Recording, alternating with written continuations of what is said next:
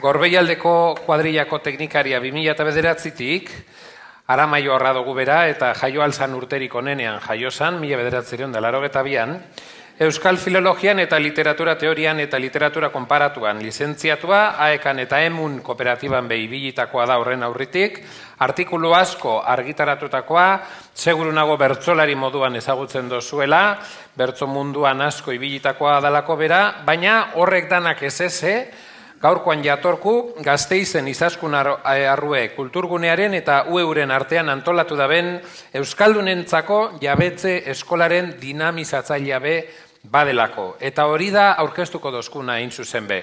Euskaldunentzako jabetze eskola Gasteizen, 7 jauzi.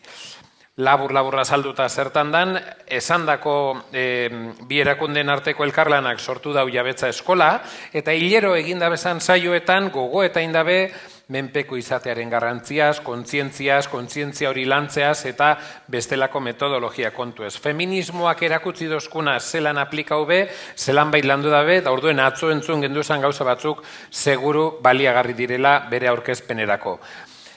Gure dozunean manez, zeurea da berba. Eskerrik asko. Eskerrik asko, Xabi. Bueno, kurrikulumean igual gehitu beharko nuke, Xabiren fakultate kide izatearen ere bai, hori ore bada.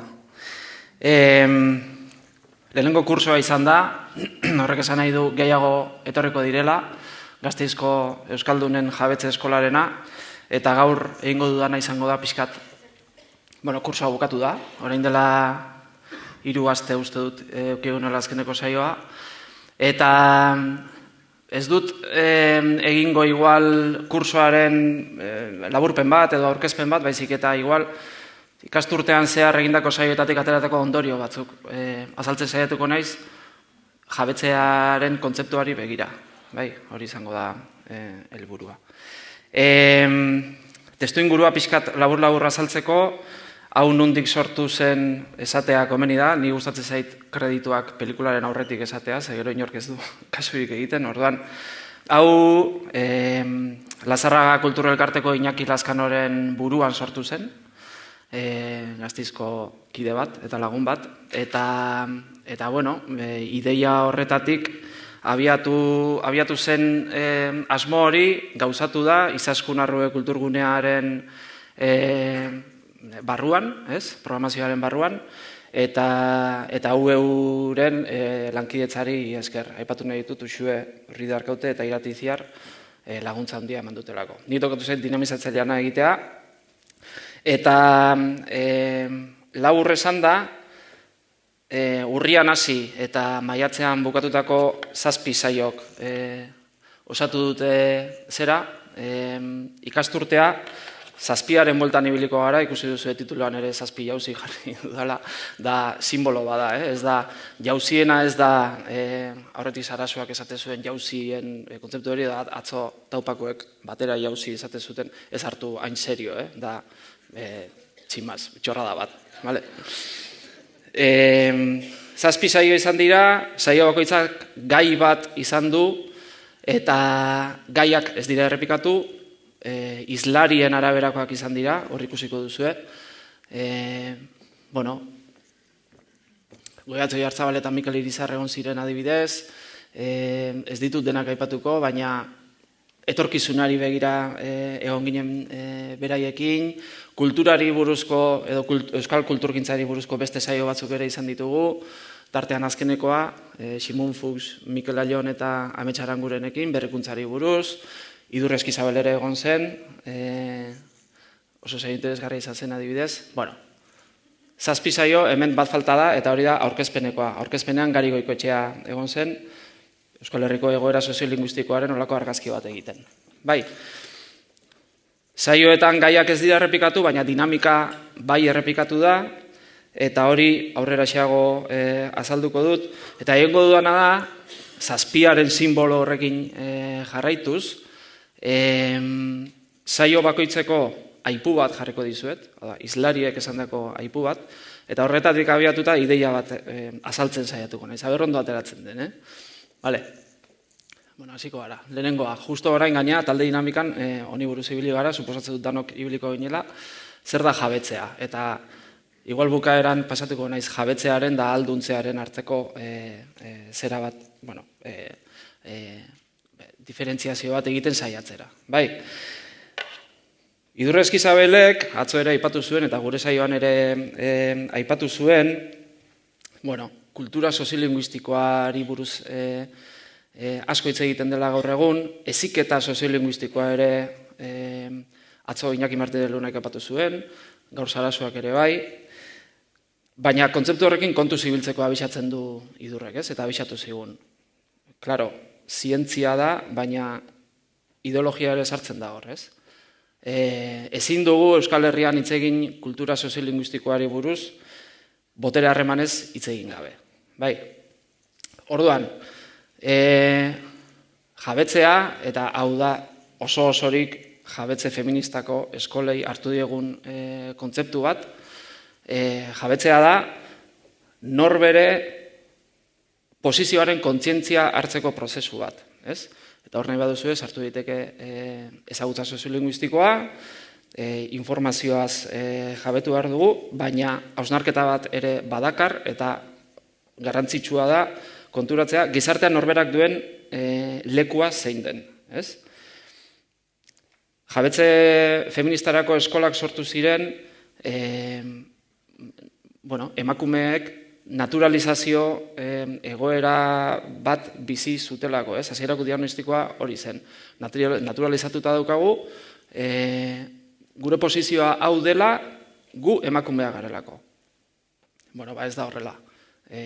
Gure posizioa hau da, hau delako, menderakuntza egitura batzuk gu posizio honetara ekarri gaituztenak, ezta? Bueno, jabetze feminista, Euskaldunen jabetzerako eskolaren oinarria hori da. Euskaldunok menperakuntza estrategia baten ondoriozko posizio batean gaude, eta posizio hori ez da naturala, egiturazkoa da, edo provokatua da, ez? Zerbaiten ondorio da. Orduan, jabetze prozesuak eskatzen du horretaz kontziente izatea, eta hori da jabetzea, ez? Zein den benetan zure posizioa ikustea. Eta baita ere, posizio hori zerk provokatzen duen aztertzea. Osa, menperakuntza egitura horien inguruko azterketa bat egitea. Beste aipu bat aipatuko dut, ez da Idurrerena, da Marcela Lagarderena, eta esaten du, claro, hau jabetze feministako eskolei buruz ari da, emakume batek, eta emakumea esaten dudanean, genero disidentei buruz ere ari naiz, emakume batek jabetze prozesu bat egiten duenean, objektu izatetik sujeto izatera pasatzeko atea zabaltzen zaio. Hau da, bere posizioaren kontzientzia hartzen duenean, badauka bide bat horri buelta ematen hasteko. Eta hori, aurreratuko naiz bukaeratik, hori izango litzateke ahalduntzea. Edo nik ulertzen dudan moduan behintzat, hori ja ahalduntzera pasatuko ginateke. Hori da ez duguna egin guk, Guk jabetzea egin dugu ez ahalduntzea. Orduan, jabetze prozesu baten beharra nork dauka. Eta orain ja, Euskaldunoi edo Euskal hiztunoi berrira jarriko naiz. Gizartean bere lekua zein den irudikatzen duenak, baina irudikatu dezake, gizartean bere lekua zein den. Baina igual ez da kontziente leku hori izatera eraman duten mekanismoak zein diren, ez? Eta mekanismo horiek deskribatzea da eskolen helburua, hori da. Lehenengo puntua, listo. Bigarrenera pasatuko gara. Lehen aipatu dut, Gari Goikoetxea, bere izan zen eskolako aurkezpenaren ardura izan zuena, eta termino famatu hori, bidegurutzearena aipatu zuen, baina asko gustatu zitzaidan, ze ez zuen esan Euskal bidegurutzean dagoela, baizik eta esan zuen, ez dela bidegurutze bakarra. Bidegurutze askotan gaude, gaur egun, Euskal Herrian, Europan eta munduan, ez? Eta berak esate zuen bidegurutze horiek ezin direla bereizi. Orduan, askotan, gaur egun, errealitatea hautemateko dauzkagu inoiz baino tresna gehiago, inoiz baino informazio gehiago daukagu, eta hala ere, inoiz baino zailago egite zaigu realitatearen konplexutasun osoa ulertzea, ez? Ez zuten dugu euskara bidegurutzean dago eta horrekin gelditzen gara. Bueno, guazen horri buelta eman eta begirada ampliatzera, ez? Zenbat bidegurutzetan gaude. Zergatik dago euskara bidegurutzean, beste bidegurutze batzutan gaudelako. Ekonomikoa, soziala, identitarioa, bueno, badakizue, ez? Jabetze prozesu baten, esango nuke, realitatea behar bezala hautemateko tresnak ematen saiatu behar dugula, ez? Guk deskribatu dezakegu gure ingurukoa, edo gure posizioa ulertu dezakegu modu batean, baina baldin badator Gari Goikoetxea, edo baldin badator Simon Fuchs esatera, bueno, gauzak horrela direla uste duzue, baina benetan atzean dagoen mekanismoa hau da, ez? Bueno, hor dago. Realitatea hautemateko tresna berriak jasota, jabetze prozesuan aurrera egingo dugu. Bai, aurrera. Beste saio bat izan genuen 3 kultur espaziotako kideekin, Azpeitiko Kulturaz kooperatiba, Airaldeko Faktoria eta Izaskun Arrue kulturgunea bera, eta bertako kideek beraien terrenoari buruz hitz egin ziguten, eta gai bat atera zena izan zen, gaur egungo kulturgintzaren konsumoa nagusi den sistematik harago joateko gogoa daukatela 3 espazioek, ez? Hau da, kulturgintzaren transmisioa ez dela oholtzatik publikora egiten, baizik eta beste modu baten. Eta horretan, euskal kulturgintzan daukagula defizit bat. Azpeitian adibidez kontatu zuen Xabier Aranbarrik nola institutuetako ikasleekin egiten dituzten, uste dut bitartekaritza ditzen diotela, okerrez banabil, kultur sormeneko proiektu bat martxan jartzen baldin badute, gero partekatzen dute, eta transmisio hori egiten dute, eta tal. Bueno, jabetze eskola baten egitura hori da, eta gure Gasteizko Euskaldunen jabetze eskolaren egitura ere hori da, ez? Gonbidatzen ditugu batzuk, ordubeteko, eta hor zorrotzak izaten saiatzen gara, ordubeteko hitzartze bat eskaintzen diegu, bakarrik badatoz hitzaldi bat, 3 badatoz mainguru bat, baina ordubetekoa izan behar du. Ze ondoren, ordubetean, parte hartze dinamika bat dago, eta aurrekoa bezain garrantzitsua da. Matrikulatutakoek eta etorri direnek modu aktiboan hartu behar dute parte. Elkarrizketa bat da eskola bat, ez? Eta hemen jartzen ari naizen aipuak egia esan ez dakit diren, ez dut gogoan, saio horietan hizlariek esandakoak, ala saioetan parte hartu duen norbaitek esandakoak. Ondorioetan zilegitasun berdina daukate partaideek eta hizlariek. Ze igual bukaeran ere esango dut hau, partaideen profila bai izan da, hasieran uste ez genuena baino adituagoa edo. Horrekin ez dut esan nahi, aditua ez denak ere ezin duenik ekarpenik egin. Baina, nahi nuen pixka nabarmen jarri, eskolaren egitura hori nolakoa den.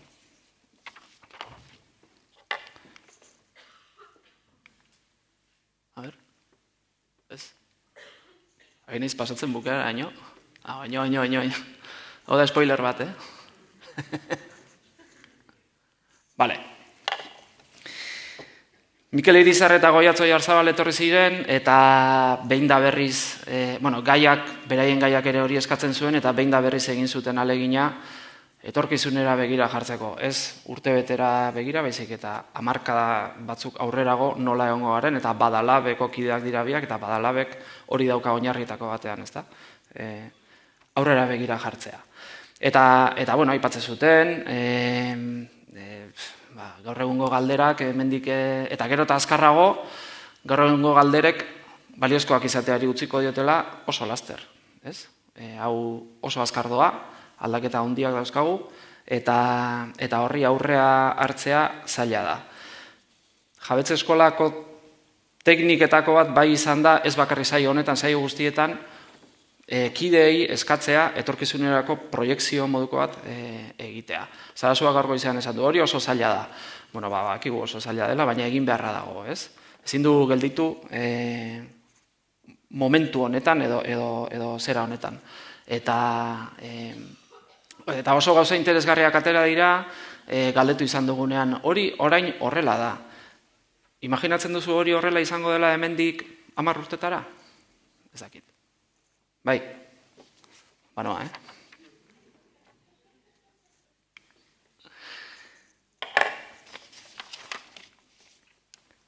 Leo Bueriberi eta Ainhoa Pardina, etorri ziren, iaz udaltopen egon zen gaiari buruz hitz egitera, etorkinak eta harrera protokoloak, eta holako gauzak, eta beraiek azpimarratzen zuten, auzi bat, oso, interesgarria, eta da, hizkuntza harrerari buruz hitz egiten dugu euskara teknikariok, baina, klaro, harrera ez da hizkuntza harrera bakarrik, nola egiten da harrera on bat, ez? Pues harrera komunitario bat da ideala, hizkuntza txertatuta izango duena, eta batzuetan ardatz izan daitekena, ez? Oso tokikoari erreparatzen zioten beraiek, eta jabetze eskolan hori ere egin dugu.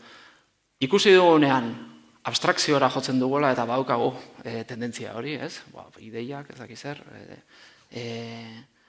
kokatzen saiatu gara, ez? Eta hau nola izango zen Gasteizen, edo hau nola izango zen Araban, edo hau zure auzoan nola gauzatuko zenuke, ez? Eta jutze zait hori bai dela jabetze prozesurako beste teknika bat oso garrantzitsua, ez? Kokatua izan behar du eta gertukoa izan behar du. Azken aurrekoa, Eneko Garzia edo Albina Stardust, Ane Lindan eta Aner Peritz etorri ziren transgresioari buruz hitz egitera, eta esaten zuten, eta hau ere gustatu zitzaidan, hemen jarri ditut gustatu zitzaizkidan gauzak, beti gabiltzala euskal kulturgintzan edo inkluso ikusentzunezkoetan euskarazko produktu berrien bila, baina igual ez dugula ahalegin hori egin behar, igual egin behar dugula jende berria erakarri, eta utzi jende berri horri produktu berriak proposatu ditzan. Gertatu zaigu Gasteizko jabetze eskolan, jende berria edo igual euskalgintza ulertzen dugunaren nukleoaren barruan ez derrigorrez ez dagoen edo zeharka egon daiteken jendearen ekarpena izatea interesgarriagoa, hau bajo esango dut, beste batzuena baino, ez? Distantziak ematen du aberastasuna, eta bueno, eta ez dut esaten bakarrik hizlarien aldetik, parte hartzaileen aldetik ere bai. Vale. Bukatzeko, azkeneko 7 jauzi dantzan, uste dut, azkeneko saltoan, igual dantzarien batek jo egingo nago, baina buelta ematen da, ez da? Bai, bale. Hau da, Dick Fosbury, hau hil zen, orain dela gutxi. Hau izan zen, estatu batutako atleta bat, lehenengo egin zuena altuera jauzia atzeraka. Ordura arte aurreraka egiten zen, ez? Bueno, hau ere txorrada bada, baina bueno, simbolo polita da bukaerako ondorioa ateratzeko. Bi gauza aipatuko ditut. Batetik, eta, bueno, da aurrera begirako ondorioak dira, Balorazio ona egiten dugu Euskaldunen jabetze eskolarena, baina uste dugu ez genuela hasieran ondo definitu. Hau da, guk egin dugunak ez dugu uste daukanik titulu egokia, ez da Euskaldunentzako jabetze eskola bat. Ondoren konturatu gara dela euskalgintzan ari den jendearentzako edo euskalgintzarekiko kezka bat daukan jendearentzako jabetze eskola bat. Euskaldunentzako jabetze eskola bat izan daiteke tailerra, ez? Adibidez. Eta, bueno, ez dugu uste hasierako planteamenduaren akats horrek helburuari zilegitasunak kentzen dionik. Uste dugu behar dela, jabetzea behar dugula lanean ari garenok, etorritako publikoak ere hori izan digu, ez? Euskal teknikariak zeuden, Euskal Elkarteetan lanean ari direnak zeuden, hezkuntzan lanean ari direnak zeuden, eta bueno, guk ere ez dugu gure inguruko realidadea behar bezala perzibitzen. Eta horretarako tresnak behar ditugu, eta etortzen denean jende aditua tresna horiek erakustera, eskertu egiten dugu. Eta datorren urterako lasaiago jarriko dugu tituloan, aldatuko dugu, eta helburua behintzat garbi izango dugu. Bai, hori batetik. Eta azkena, gure buruari galdetzen diogu, ia parte hartu dutenek, benetan egin duten jabetze prozesu bat.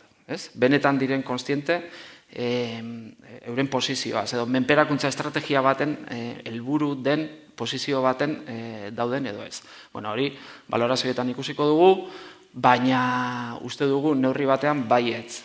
Eta uste dugu guk hemen jabetze eskola deitu edo ez, formazio soziolinguistikoa jasotzen dugun bakoitzean, bai egiten dugula, modu inkostiente batean, jabetze prozesu bat. Bai, hori da ondorioa. Ahalduntzea, hemendik 5 urtera gutziko. Oingo zo, eskerrik asko. Txalo, bero bat, mesedez Manes Agirrerentzat. Niri toketan jat batzutan denboraren joanaz jabetzea. Eta jabearaztea, gogoratu galderarik baldin badago plataformaren bitartez bieldu tranquil, eta baten batek galderarik baldin badeko, ontxe da momentua, mikrofonoa prest dekogu, altzatu eskua, eta Manes prest egongo da galdera erantzuteko. Eta espaldin badago galderarik, moten dauela ezetz, beste txalo zaparrada bat eskatuko dut zuet orduen, eta paso emongo dutzagu urrengo islariari. Eskerrik asko, Manes.